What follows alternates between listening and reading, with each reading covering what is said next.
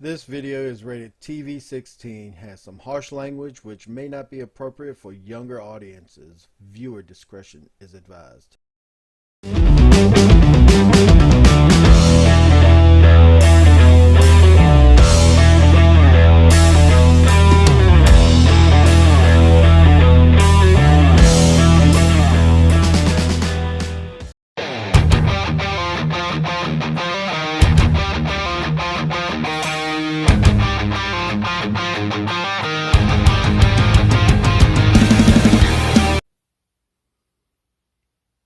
Heavy Metal Explosion coming at you with another toy review, and this time it's going to be Weird Wolf,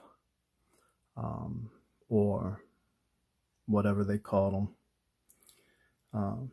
I had this figure way back in the day, and I liked it. I really liked this figure. I liked all the headmasters. I thought it was a neat gimmick for them. Back then, I think I'm going to do a review, a talk about Hasbro and maybe the way things have changed over the years, which at one point I think it was needed. Or at another point, I think, maybe they could go back to doing some of the things that they did. But again, that's going to be a different review or discussion. But this here is about Weird Wolf. One of the things is that with this character, with the processes that they have nowadays, they're able to do so much more than what they were able to do back then in the 80s and whatnot. One of the biggest thing is size. They can keep everything pretty consistent. And you've got things like this guy here, and I forget his name, but one of the things that Hasbro US is famous for is not putting enough paint into their figures. So this is all straight colored plastic. We all know how these work nowadays. Just with how Hasbro does things, and but this here, and this is about the only paint apps they have, is right there on that red face. And I think maybe the nose and mouth could have been a little bit different, and the visor could have been, painted red. This guy here, you got Tampo, Decepticon symbol. This is gonna really be, I think, all colored plastic. I don't think you're gonna have a whole lot of paint apps. I mean, you got this there, you got on the toes, you got this red right back here, a little bit of silver.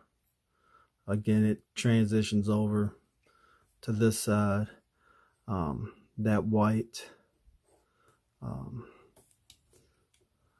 but the detail, I mean, you got what looks like some kind of gun armament there, different details picked out right there, here, all this. Again, these guns got a little blue dot where this is bolted in. Take the gun off here. We can show this off real quick. I think I'm partial with most all the reviewers saying that this is a bit on the large size, and I know why they did it, but I also know that this is probably one of the better weapons that they gave to the Headmasters, Titan Masters, what have you. So Again, you got open and closing mouth.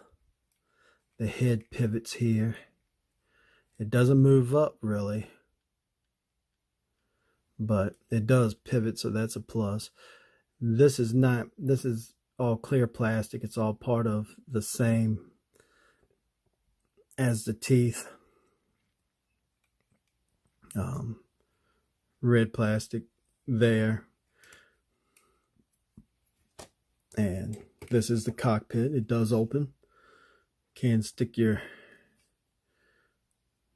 headmaster in there, Titan Master. If you look close, you can see all the legal jargon. Made in Vietnam.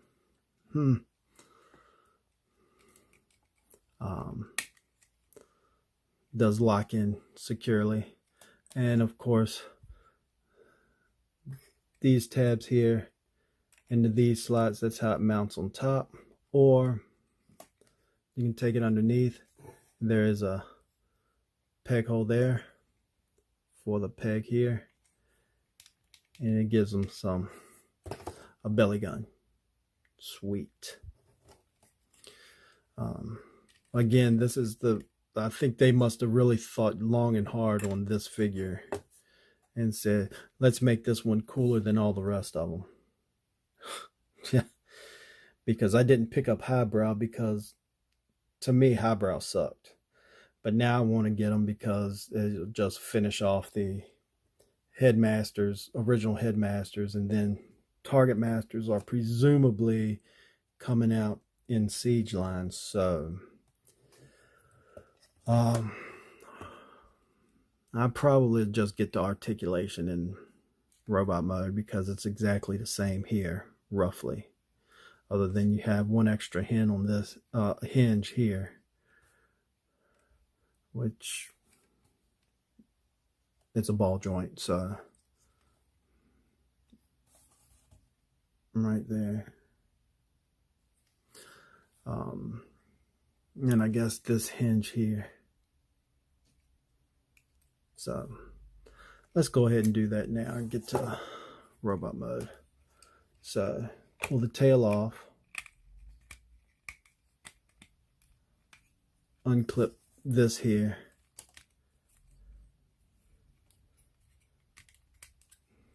slide this out of, slide these prongs out of those grooves there, and they're going to drop in these grooves up here, compressing the body like so. Then you can close that back down, which I don't know, I kind of wish they had done something a little bit better than that, but hey. Pull this off and this tab here drops into there. We take the legs, straighten out the legs. This slot there, we'll take that tab there, and they'll plug in, stiffening up and straightening the leg. Do the same over here. And as you can see, there is a nice hinge in there.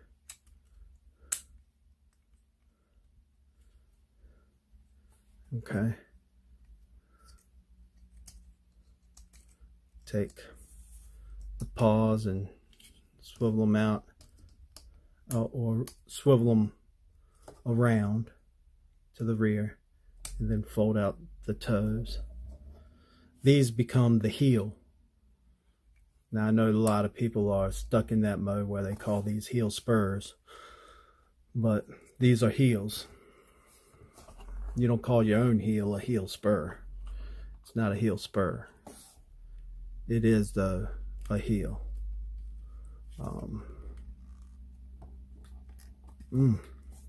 That is. Oh, there we go. There we go. All right. All right. Now, one of the tips that I use, because a lot of these figures do not like to stand up straight regardless whether they have decent heels or not. I always take mine right at the thigh joint, or this here is the just above the knee joint. I kind of give them a little stance out here, kind of like what I had to do or train when I was in the junior ROTC back in high school. So now you take the front paws, fold them back. You can straighten up the arms, give them a spin, pop this open here, and then try to dig that out the best you can. Pull the hand down, then close that back up.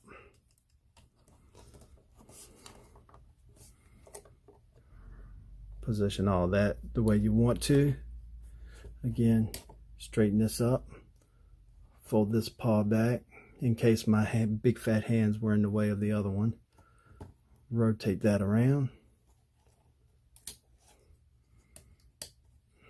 Open this cover, pull the hand out, close that. Bam! Awesome locking sound. And there you go. Perfect. No head and all. No, really. Then we take the head, drop it in here. One of the more satisfying head attachments that we have in this line, because as we know, there was a bunch of them that just didn't really want to do right. And of course, we got his gun. And then, like I said, they really took a little bit of care in this guy by taking the gun, instead of the bathtub hole being up, they decided to put the peg to hold it in his hand down on the bathtub side. Just kind of quoting MGO there, and giving you a more official gun mode. The sword and these pegs here, if you move the arm out the way, they will peg on the side right here. And all these are pretty much available in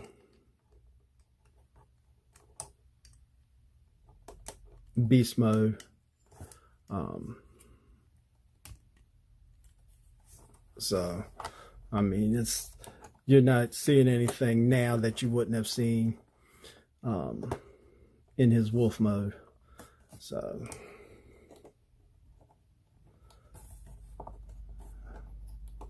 we'll just see if we can straighten this out. I'm not really big into superposing my figures, so I just pretty much take them out the packet, and if I like them in animal mode, then I'll put them in animal mode. If I like them in robot mode, then I'll put them in robot mode. And there you go. Did I fumble through it a lot? Probably gave y'all nosebleeds, I guess. So articulation is all the way around, bicep, elbow. No wrist movement other than up and down. Do have waist. Oh, right there. But my waist seems to want to come undone with that peg. Go all the way out for the full Van Damme. Not really too far back, but all the way forward. Thigh cut. Ankle is on a ball joint, so you do get some pivot, you do get some up and down, you got some toe movement.